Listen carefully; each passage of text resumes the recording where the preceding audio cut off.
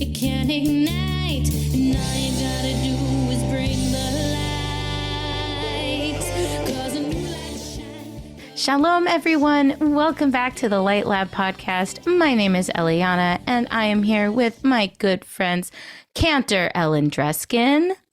Hello, everybody. And Rabbi Josh Rashosky. Good morning. Good morning, no matter what time you're listening to this. Also, if you are one of the 30-ish people who listen to the podcast before 7 a.m. when it comes out on Thursday, a special good morning to you. I always wonder, the podcast comes out between 5 and 6 a.m. I'm like, who are the 30 people that listen?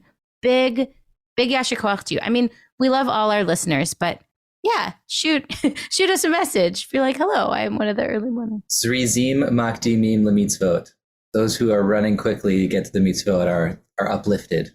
It's always nice to get to it first. And I always wondered how to say the early bird catches the worm in Hebrew, and that's it. Now I know. Zrizim makdimim lemitzvot. The earnest ones.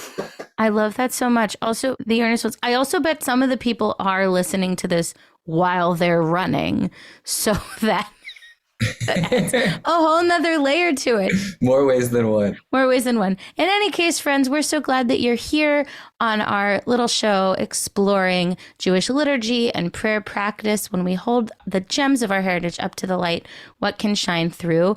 And we are recording this on the third day into 2023. So our question is about looking ahead into the future and thinking, what are we excited for? Even though, we did our New Year's back in the fall, which honestly, I feel like makes a lot more sense for a New Year's and thinking about changes when the leaves and everything are changing. But what are we excited for in this new year of 2023? Josh, we'll start with you. I'm excited for a lot of things. I'm excited for, I'm still feeling really excited about gathering and what it feels like to just get back together with people and intentional gathering and gathering with special people, with communities. I'm excited for growth and trying to explore where professional journeys lead, where family journeys lead. We have a almost 6-month-old now, and every day is something new. And so that is a nice way to intentionalize what every day of 2023 could be also. It's an opportunity for something new, an opportunity to open our eyes and notice something else. And I'm hoping that we can do that for ourselves and also for the whole world, because when you notice new things, then you can actually actualize intentions, do something about it. So hoping for some more actualization this year too. Amen. I love that so much. Jonah Leba teaching us new things every day. She's the best. How about you, Ellen? What are you excited for? I had the opportunity yesterday to hear the song, I don't know if people know it anymore, called Let There Be Peace on Earth and Let It Begin With Me. And I think going into the new year, while I am an optimist by nature, and I tend to gravitate towards and immediately see the good and the growth, etc., sometimes it's challenging to feel that in the outside world these days, but I'm feeling it. And I'm definitely feeling it in terms of looking at how I can start it with me and just those little tiny daily ways of paying it forward and trying to make a difference. I want to concentrate on that because it keeps me afloat, and I think there are plenty of opportunities. I'm looking for the tipping point. I think if every one of us goes at it as individuals, that we're going to be able to bring about great change. I've always believed that, and here's to 2023. Amen. Oh, that's so beautiful. I know when I'm thinking about the new year, I say, I feel good things personally and communally, if not politically and worldly, but it starts in the personal and the communally, and we can take care of each other. Throughout whatever happens in the world, we can take care of each other. I'm very excited about 2023. Josh, like you, I'm very excited for all the different kinds of gathering that is happening, hopefully with as much safety and taking care of each other as we possibly can. I'm going to see both of you at Song Leader Boot Camp in February, which is very exciting. First, Josh, I'll be hanging out with you in Ohio. We love that. We'll be in the basement together. It's so great. And then the three of us will be in St. Louis, and we'll link to that in the show notes. Come join us. It's a really incredible time. really words cannot describe, as all good things are, words cannot describe the feeling of praying together in that black box theater and raising our voices. I'm so excited. I'm also making new music this year, which I haven't in a long time, recording music. So perhaps by the time this is out, I will be inviting you to be a part of that by fundraising for these 2 albums that I'm making. So I'm putting this here in the hopes that when this comes out next Thursday, you will have a way to do that. Recording a live album in Atlanta of my liturgical music and working with my friend Ori on a holiday album for kids and families and everybody that we're calling Eliana Rhymes About Jewish Times as a companion to Eliana Sings About Jewish Things, which is very exciting. So more information on that, hopefully, come on, future me, will be in the show notes.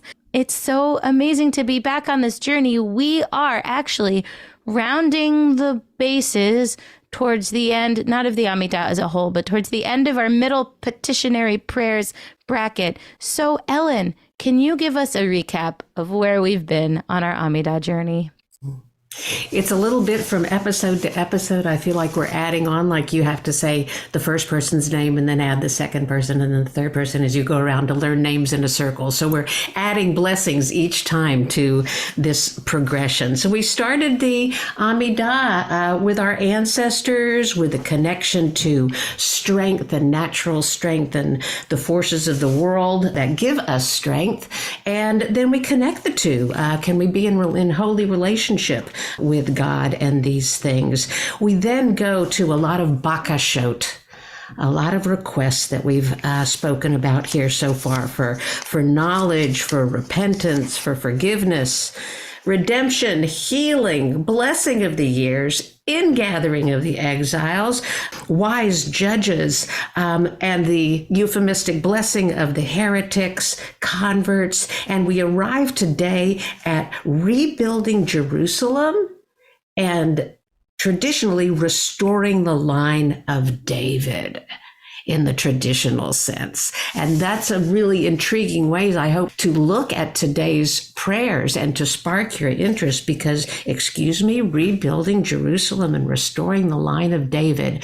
I know that as a born and raised Reformed Jew, that all of a sudden my ears and my heart perk up and say, what's going on there? So I'm excited to get into today's blessings.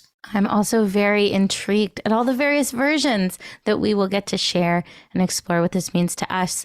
Josh, can you share the text of the prayer of this tefillah, and from whence will you read your version to us?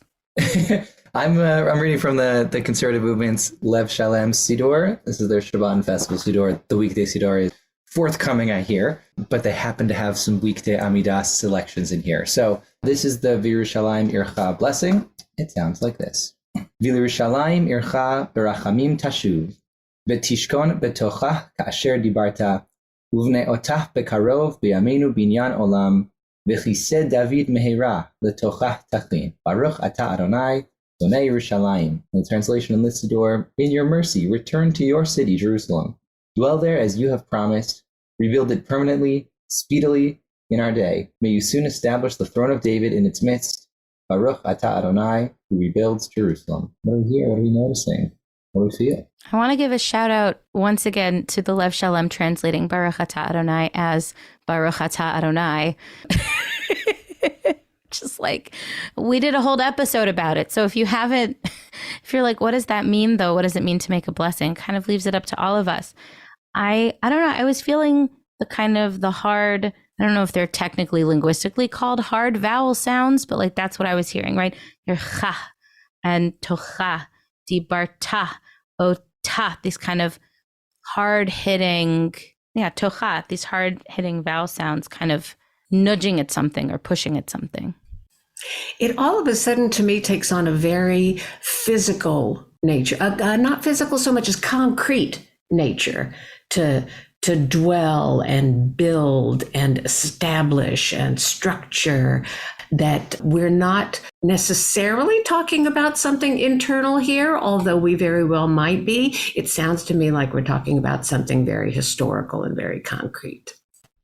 In some ways, I think based on what you were saying, to me, what popped up was it feels like this is like the infrastructure bill of the Amidah, right? We have to get the nitty gritty. We have to build the physical space in order for us to be able to live in this imagined, messianic society, which we're going to get to in the next blessing. But here is the structure. Here's what has to happen first. Here's the thing that might not be, quote unquote, the sexy things, but we got to make sure that it happens in order for us to get to the place we want to be. Something that biblical scholar Mark Brettler points out in Our Good Friend, My People's Prayer Book, is that there was a common ancient Near East idea that God literally lives in the temple, right? That the deity literally lives in the temple, even if the deity is also somewhere else, right? Hashem is here, Hashem is there. Hashem also might be physically in Jerusalem. And what does that mean, right?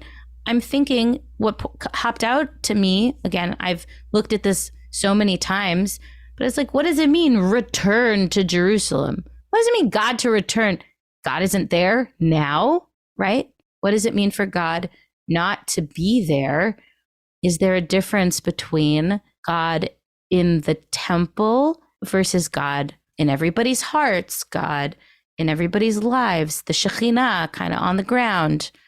Why are we asking for a return here? I love that. And I think specifically there's something interesting about the way we're asking God to return too, right? We say barachamim, right? With mercy. And there's a lot of different ways to return, right? If this is being set out in exile, like in Babylon or something, they might want to return triumphantly or militaristically, but to specifically say returning with mercy, there's an interesting read there, which is, we want to go back, but we're not going back with anger. We're going back with hope. We're going back with prayer. We're going back with anticipation and hopefully success.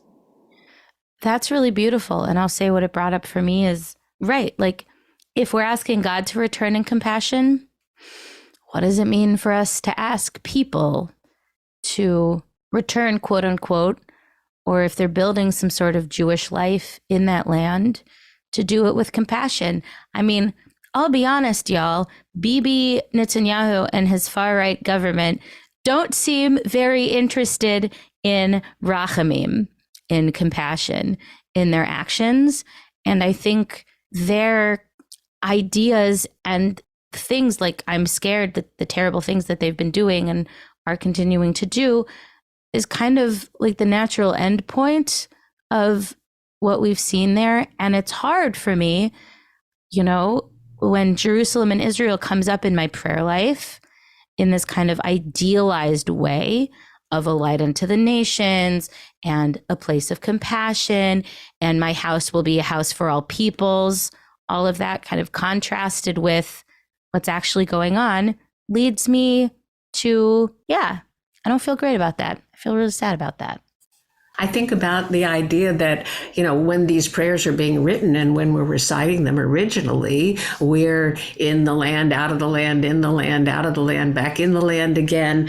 And I find myself going towards the idea of dwelling and tishkon because of that Shekhinah reference, of the idea that each time we left, yes, God was still there. And Shekhinah, that presence which dwells close to us, which we can access most easily, went with us, cried with us, lived with us, helped us get back. And that inner presence, and again, that merciful, comforting presence, be returned, is comforting to me, quite frankly, that we carry God with us, and at the same time, there's no place where God is not. There's these nice little kavanot intention pieces in the margins of the Lev Shalem Siddur. And the one for this one says, the Hasidic master Naftali of Rovshitz asked, why is the blessing in the present tense? And he answered, because each day we rebuild Jerusalem. And, each of these brachot are, the last part is in the present. But for this one, everything else is in future tense. Tashuv, tishkon, tachin, right? Come back eventually. But the idea of doing this rebuilding every single day is something that I often need to remind myself of, especially, given what Eliana said and how hard it is to picture what's going on there and the government that's coming into place this week. I am very guilty of this. I often disengage from the conversation and disengage from thinking about Israel and Jerusalem entirely, because there's so much else that's going on here in American Jewry, in American society, in the world. But I think this is telling us to be engaged in the conversation, not just related to Israel, but to wake up and notice what's happening, like we were talking about earlier in the podcast, and just be engaged in the world where it is, not just in the future. That's beautiful. I really love that reading. And it reminded me of a song that I know from Saturday night, Su'ud Ashley Sheet style singing, which is the line that's kind of painted around in the chapel at the synagogue I grew up with, Beth Shalom Synagogue, kind of around the room, Bilvavi Mishkan Evneh, which means I will build a tabernacle in my heart, which again is in the future tense, but that idea of how do we make this personal? What is a personal Mishkan, a personal tabernacle, a personal temple look like or feel like? Of course, these blessings were not really blessings that I grew up with as a Reform Jew, and that is purely because these references to Jerusalem being the center all the time, and the ingathering of the exiles all to return to the land, and the rebuilding of the temple, this was not something that early Reform Judaism was necessarily promoting, the rebuilding of the single temple at which everyone will gather. And so I'd love to share with you what Mishkan Tefillah, the Reform Siddur, has as this blessing, because it really is quite different. It says in Hebrew, V'Yerushalayim ircha b'rachamim tifneh, as opposed to returning to turn toward it, asking God to turn toward it. V'hi shall, and then it goes into a blessing basically that I know the lines from the blessing for Israel. V'hi shalom v'sha'areha v'shalva b'lev yoshveha, that there be equanimity in the heart of those who dwell in Jerusalem. V'toratcha mitzion tetzeh, and your Torah will come out. Ki mitzion tetzeh Torah, but it's not a statement. It's at that time, may your word go forth from Jerusalem. Udvarcha miYerushalayim, Baruch atah Adonai, noten shalom b'Yerushalayim. So it becomes not one about building, but one about giving peace, bringing peace, turning toward that, with Jerusalem at its center. And it's very hopeful. And it says to me very much, we're not there yet. And those who dwell there, the onus is on them to begin to build that. And I'm still holding out in 2023. I really like that read. I like the shifts that the authors there have made. Because to me, in some ways, the original kind of feels like a, parent, you promised to take me to Disneyland, and I want to go to Disneyland with you. So go back. This is where you said we were going to be, and we got to get there. Now, when are we there yet? Are we there yet? Are we there yet? As opposed to moving it to both being about the Torah, the lessons that we've learned coming out of that place, but also putting some of the onus back on us, which I think is the move that the Reform movement often takes with some of the liturgy, is the onus is on us to make those changes and to do that. And that obviously makes it, I think, a lot more clear. Eliana, you mentioned in our outline for today that we tend in translation to use this word about rebuilding Jerusalem, but really there isn't a Hebrew word for rebuild. So it's definitely a translation. Are we building it because it hasn't ever existed up until now? Do we continue to try to build it? Or did it exist in old temple times? And now then the prayer becomes one for rebuilding that and that temple. And I guess theologically, historically, Jewishly, there's room for interpretation there. 100%. And it's bringing up for me, I think, an issue that is on my mind a lot, especially as we're kind of taking these deep dives and close looks into prayer, which is, what do we do with a tefillah what do I do? I'll say, what do I do with a piece of liturgy that I can't mean literally?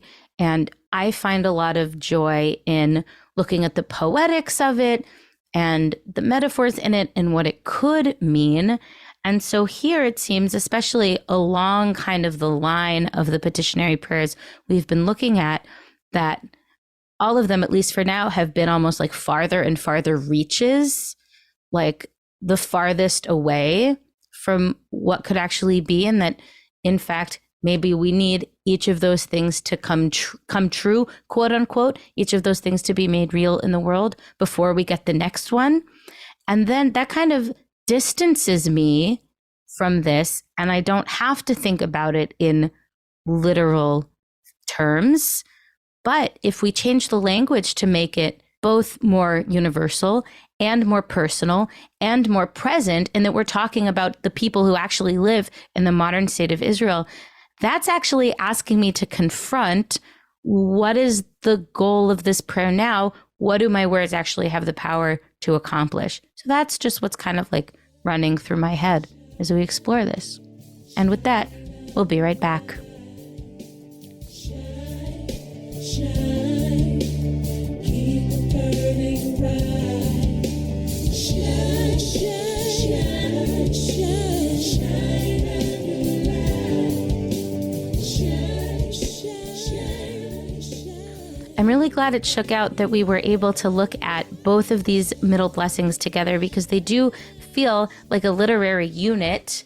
In fact, Mark Brettler says that many scholars consider what we're about to read to be the 19th blessing, which is born out of the previous one, which I didn't know. I thought it was the one against heretics that we had studied before. Maybe there's a machloket, a disagreement on that. But Ellen, why don't you take us into this next blessing, and we can explore and discover what there is to explore and discover. Okay, happy to do that.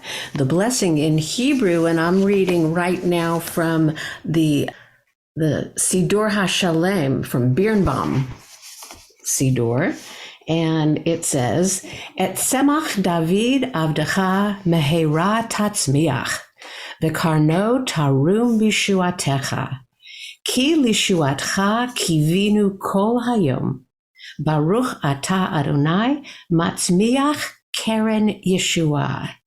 And the English here says, speedily cause the offspring of thy servant David to flourish, and let his glory be exalted by thy help. For we hope for thy deliverance all day. Blessed art thou, O Lord, who causest salvation to flourish. And I think that it is interesting in a unit with the blessing before it. I'd love to hear what y'all have to say about it. But where's this one going in light of the one before? Once again, I'm being struck by the sounds of the words and the repetition poetically. The tsemach, I think especially with those kind of hard vowel sounds in the previous blessing, the recurring of the tss, and the recurring of different words in different ways built on the root. Semach and tatzmiach and matzmiach, we hear those roots together. And bishuatcha and lishuatcha and Yeshua, and how those words are repeated in the end bracha in the way that we see in a lot of the other tefillot, pieces of liturgy that we have, that the ending blessing takes words from the blessing as a whole and reinstates themes. Not every petitionary blessing in the Amidah does that, but this one does that in kind of a beautiful mirroring sort of way. I also am loving the different word formations, and here we have one of my favorite grammatical flares, which is the pausal form, right, from bishuatecha and lishuatcha. Bishuatecha only because it's at the end of the phrase. Otherwise, it would be bishuatcha, like it is in the previous phrase. What happens also in Yedid Nefesh, which we have, why we have the argument about the ends of all the different phrases. It's not masculine or feminine, it's just pausal, but we could talk about that on a different podcast. No, that's really cool. Yeah, it's it just changes the way, it's an interesting way to make sure that this language is a beautiful sing-songy language, because when you say the word, when it ends a phrase, you actually change the way that you say it so that it fits better in the flow of your sentence. Love it. Hebrew's amazing. And at the same time, I also was really struck by the tzemach and why that metaphor is the one that we're using, this sort of offshoot. And again, I just said shoot in my siddur, not offshoot. But I think that there's something to be said about this, if this blessing is the one that's added when they were like the farthest away in exile, to be like they were feeling like they were the offshoot who needed to be reinstated. And so this was a blessing that they're really saying for themselves, to be able to come back to whatever their former glory was and could be. That's a nice way of thinking about it. Here in my People's Prayer Book, the translation is blossom, which I really like as well. to imagine what does it mean when we're waiting for Messiah, as this prayer is really putting us in that mindset that there's a blossoming that has to happen, right? What does it take for something to blossom? It takes care, and it takes rain, and it takes connection and patience, all of those things. Even if the blossoming itself we're asking to happen quickly, you can not look at a flower for a day and the next day, right, it's blossomed, but it took a lot of work to get there. It says, here, offspring, and in other translations that I looked at, it was flourish. And to also think that, and all of this starts with seeds that we can't see, that get planted somewhere in order that they blossom. And in the springtime, when you look, just that tiny little bud on the branch, like you say, and then the next day, it can open up if the conditions are right. And so this is a like setting up the system, these past two blessings, and maybe even this one, so that Yeshua, salvation, that's the ultimate goal, that is what we want to flourish, not just the system itself, but what the system will bring. There, I can't help but notice David here, David there, King David, David everywhere in this part of the Amidah. And this idea, which I read about, that it's about the throne of David and establishing the Davidic dynasty, perhaps once again. And then we have this lovely sentence, Ki lishuatcha kivinu kol hayom, lest you think that we are idolizing or deicizing, whatever the word might be, King David, that we make it clear right here in the middle of the blessing that it's not, that it is lishuatcha, it is really for God's salvation that we are hoping, that King David and the return to the throne, etc., is really just a symbol for being able to attach to God's salvation. I love that. And I also want to bring in some intertext that was again pointed out by our lovely friend, My People's Prayer Book, Jeremiah 33:15.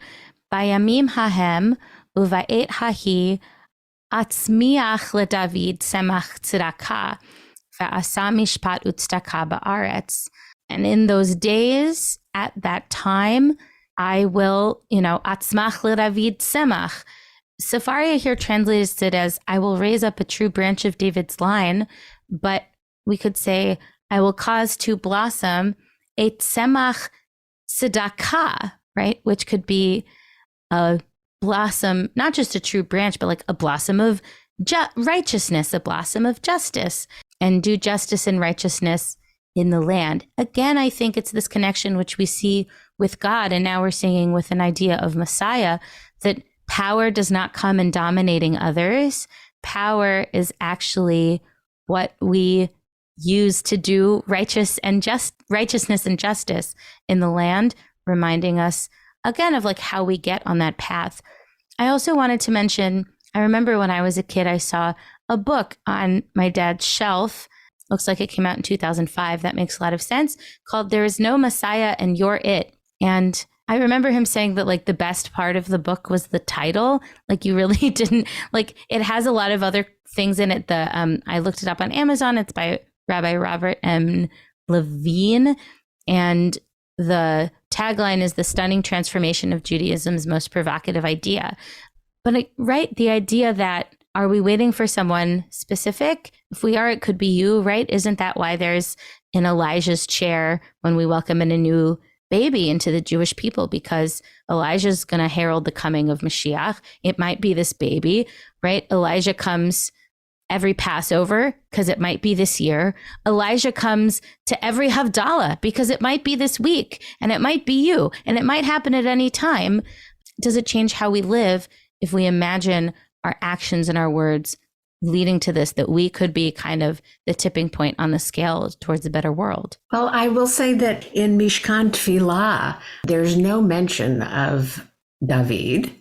This is not surprising in the Reform movement. I mean, Eliana, you said the magic word there, Messiah. All of a sudden, we're talking about salvation and Messiah. And so to distinguish Jewish interpretations of that from other religions of the world, it can make us a little uncomfortable. We have made some changes over the years. In Mishkan Tefillah, this blessing in particular, as well as the one before it, no mention of David. Mishkan Tefillah begins it actually with a line from Psalm 85. Psalm 85:12 starts with Emet me'eretz titzmach, v'tzedek mishamayim tishkaf. Translated as may truth spring up from the earth. Still that titzmach, that same root of blossoming and flourishing. May truth spring up from the earth. May justice look down from the heavens. And then instead of the Karen of King David or the Messiah being part of this, it says, V'Karen Amcha Tarum Bishuatecha, the flourishing or the horn of plenty of your people will bring about this time. And then it continues about salvation because your deliverance we continually hope for. And the Chatima is the same, but no mention of King David, and every mention of it's about truth, it's about justice, and it's about us helping to bring it about. Can you remind me, Ellen, how does the Mishkan Tefillah translate Karen or Carno, those words? It doesn't translate the word itself. It says, the Karen Amcha Tarum, and it says, may the strength of your people flourish through.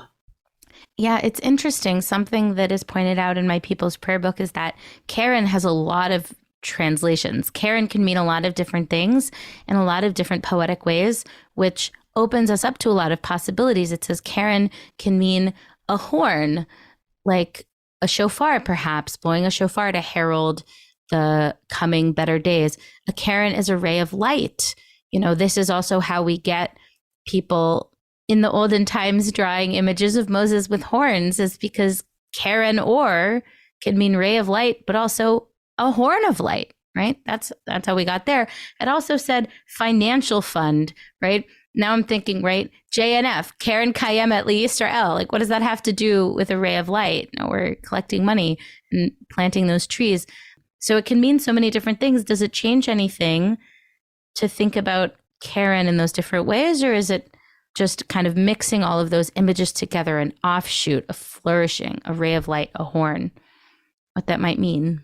I don't know why, and maybe it's from something I learned in my childhood, that Karen, whenever I hear the word and I think of it as a horn, I see in my head a cornucopia, this horn-shaped big basket, almost like with the widest shofar opening you could have at the end, and always filled with produce and vegetables. And it's a beautiful thing. The word reminds me of bounty and overflowing and flourishing. And it must have been something that a teacher or many teachers said to me when I was young, that's my idea of this overflowing bounty when I hear that word and the vision of the cornucopia. I think now that I'm thinking about it more and thinking about Karen Kayemet Yisrael, which is also where my head goes when I hear the word Karen in terms of financial, Jewish National Fund is a terrible translation for Karen Kayemet Yisrael. It's like this, it's especially in terms of thinking about matzmiach here with this word about sort of the growing, it's financial fund, but it has to be kayam. It has to be established. It has to be constantly being kayemet is like in the present tense. So we have to be continuing to build this horn. The cornucopia doesn't happen by itself. And so I think that's where sort of this growth metaphor comes in, is there's some sort of thing that we need to be doing here to be lifting this up, to be making this happen, to be planting and watering and watching the seeds and doing something with it and holding on to it and caring for it and being patient. But all of that comes from this Karen that has this natural bit to it, as opposed to it just sort of existing on its own. Yes, and connecting it to the Rachamim from the previous blessing. Like, how do we do all of that with compassion for the earth, with compassion for the peoples that live there? Because there are some not great ways. You know, we think, oh, of course, let's plant lots of trees in Israel. But sometimes those trees are planted on land that doesn't belong to them to try to kick some people out. Like, it's all complicated once we bring it into the modern day. It's hard. I want to be praying and hoping for a world of justice and righteousness, not just in the land of Israel, but everywhere, for everybody. how can this get us there? I know you mentioned, Ellen, in the notes, like, what do we do with this tefillah, right? These words that, I've been saying since I was little. And I think I have always thought about it in this more metaphoric way, though now I'm remembering we did a project in like third or fourth grade where we interviewed another student in the class and wrote a little book about them with illustrations. And it was a kid named Adam, I believe, who wrote a book about me. And I have it somewhere. But what I remember, something he took from our conversation, apparently, was that I believed that someday the Messiah would come. And when he did, he would come in riding on a snowy white donkey. I just remember the phrase snowy white donkey. And he drew like a picture of a man on a donkey. And it's like, when I was in third grade, was I that concrete about what I thought the Messiah would be? It would make sense developmentally, honestly, for me to think that, to take it literally, the things that we were saying. Or did he take that kind of, well, if you believe in X, then you also believe in Y? I'm not sure, but now I have that image of the man on the donkey in my mind. I don't know. Josh, do you have a sense of, or does it go back to, actually, we were saying it, we didn't really think about it all that hard, which is also true for me. That's what I was going to say, is that as a kid, I was not actively engaged in the translation of the text. I think the goal for the day school where I grew up was to build fluency and prayer leadership without necessarily building understanding. And so I could read and I could lead and I could get up and do it. And I wouldn't necessarily know all the things that I was saying or think about any of the things that I was saying. And I mean, over the last couple of years, I think I've been turning back towards prayer as an exercise and engagement with the self just as much as with divinity, which was a change and a shift for me. And that led me to moving everything into the more metaphorical realm and thinking about how it applies to the way that I walk in the world. But that's a relatively recent shift for myself. It really is quite interesting to me that I don't know that I knew at the time until I was maybe in high school or so that there were all these intermediate blessings at all. And so just this morning, I went back not to Mishkan Tefillah, my Reform Siddur, but I went back to the New Union Prayer Book, Gates of Prayer, which came out when I was in high school. And I said, I need to know what this Siddur did with the intermediate blessings of the Amidah, because I don't remember ever having anything to do with it. I found one page that combines about 10 of the intermediate blessings into one. And these two blessings that we're discussing today have one line. And it says, V'yismechu tzadikim b'vinyan irecha, uvitzmichat keren yeshuatecha. Translated as, let the righteous rejoice in the building of your city and the flowering of your redemption. And it makes it very metaphorical, very poetic. It doesn't mention David. Again, it doesn't mention Jerusalem. A nod, perhaps those who understand will understand. But this is what the Reform movement did with these blessings. It was easy for me or others praying it from the book to pass right by this idea of salvation and the Messiah, knowing that early Christianity was being born while these prayers were being codified and put in order. And there was a lot of anxiety amongst Jews of the time over what was going to happen with this new talk of Messiah, this new talk of how salvation might occur, different from what us Jews had been saying all along. So I think it's important to recognize that our prayers spring out of our historical context, certainly as much as they do from our hearts, and that revision and reflection is always important. Yeah, and to think, that brings up for me the line, Kili shortcha kivinu kol hayom, like we're still waiting, right? You say that Messiah has come and will come again. We're still waiting. And it reminds me of a Jewish joke. I read a lot of Jewish joke books as a kid. This probably came from one, again, that was in my dad's office with all the books.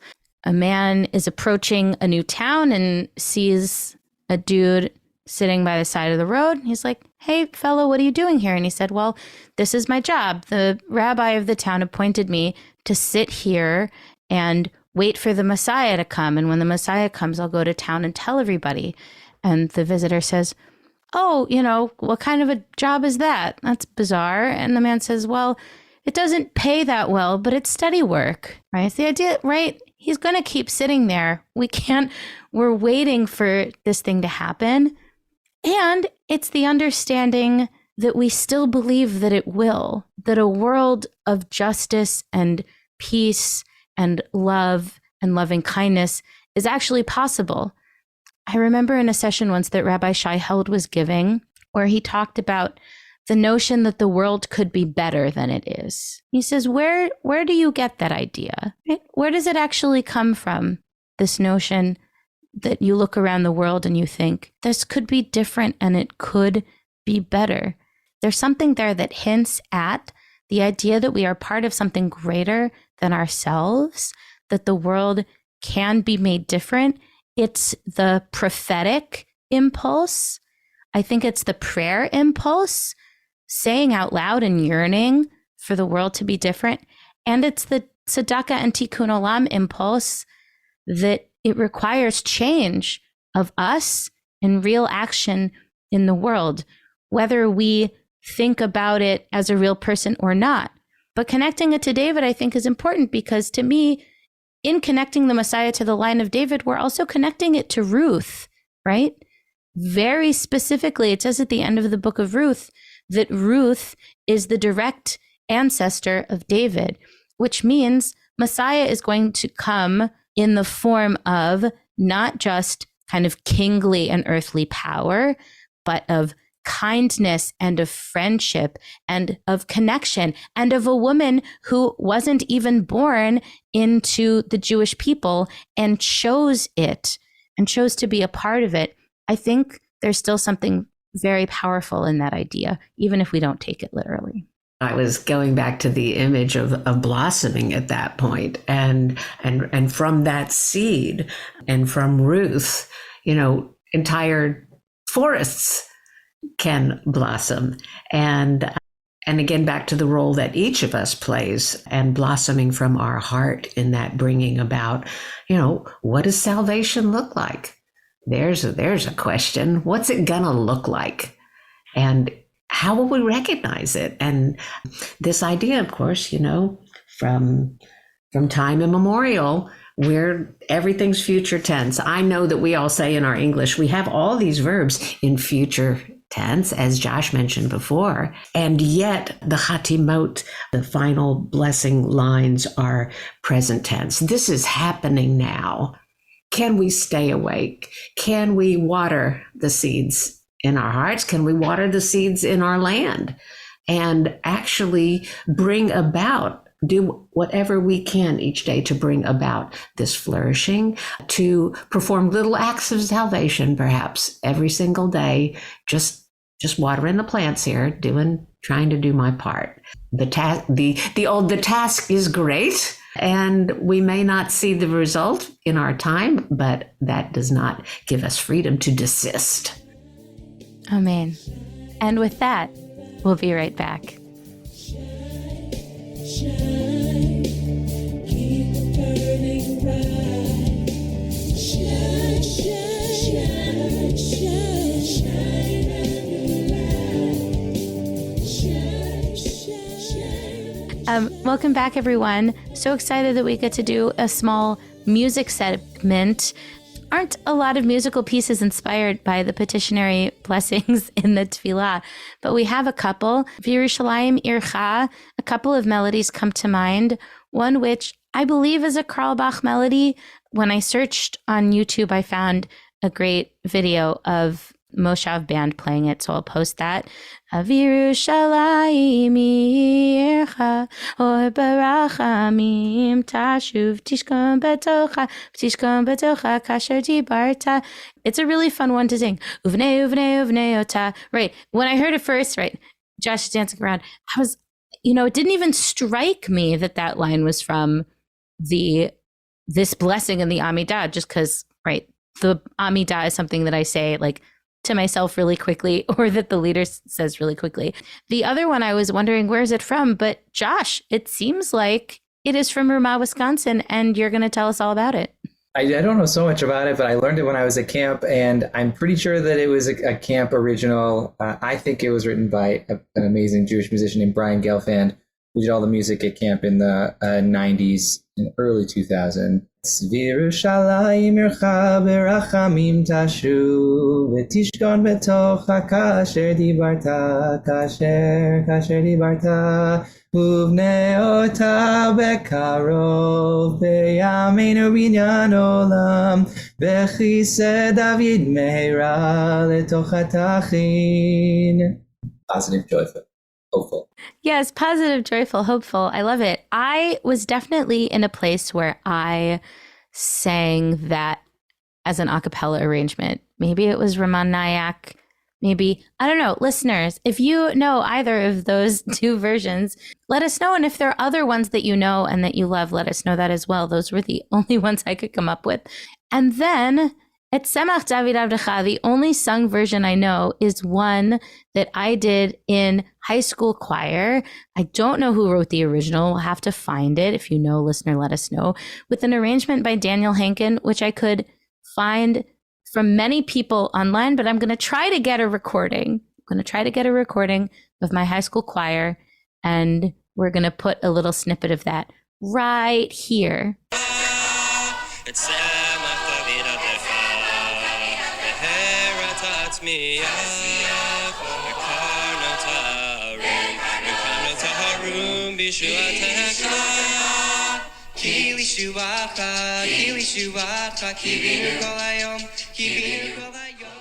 It was one of those where we always did that one. It was so fun and energetic and upbeat, right? I ended up bringing that arrangement to Nativ too. We had a little a cappella group for Thanksgiving and we sang it together. It was always a crowd pleaser, and that was easy to do very well. It's a lot of fun. And listeners, if you know of any other melodies for those, let us know. It's time now for our closing prayerful personal practice. I'm going to turn it over to Josh. Okay, everyone. We're going to try and take a moment to ground ourselves. So if you're in a safe place where you can plant your feet on the ground, do that. See if you can make your back as straight but as comfortable as possible. And try and find a through line from the top of your head all the way down to your toes. Feel that grounding. Feel that planting here at the beginning of the year. With these blessings of redemption and salvation and hope for the future, what are the things that you're holding on to? What are those things that you planted in this past year for yourself, for your community, for your family? Are there things that you planted that you were hoping to achieve but weren't able to this year? And if you get the chance to, that you now might want to try and resoil, repot, and rewater again. Try to picture and internalize what those things may be. Just think on that for a minute.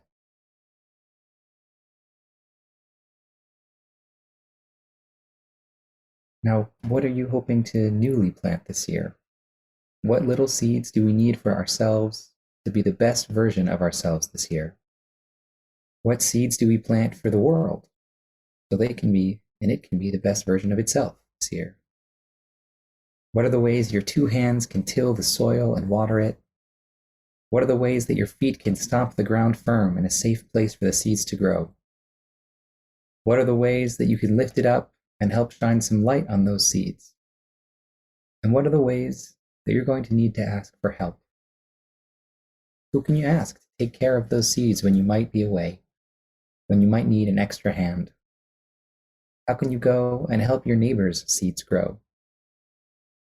What does it mean to walk around and find somebody else who might need a little bit of help and give them your hands, give them some of your water, give them some of your light? As your feet are planted, take one last minute in the soil, in the sand. Wiggle your toes and feel all the ways in which you are connected to it. And let that connected feeling come up your legs, all the way up into your torso, Make it shoot up all the way into your fingers. Wiggle them too. Let them feel and know whatever they need to utilize each little piece of ourselves. Let it fill you up. Let yourself grow and blossom. Take those seeds with you. When you're ready, open your eyes into the new year as we plant again.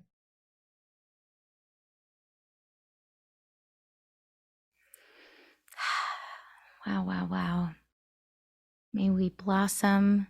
May we plant seeds. May we water. May we grow. Thank you so much, friends. Thank you so much, Ellen and Josh, for being with me today. My pleasure. Happy New Year, everybody. Happy New Year. Make sure there will be a link in this episode to sign up for our 3-part/6-part deep dive on the Shema with Professor Rabbi Reuven Kimmelman and me. So definitely sign up for that so we can learn together. Thank you so much, Christy, for editing. Thank you, Yafa, for our show notes, and we will see you again very soon.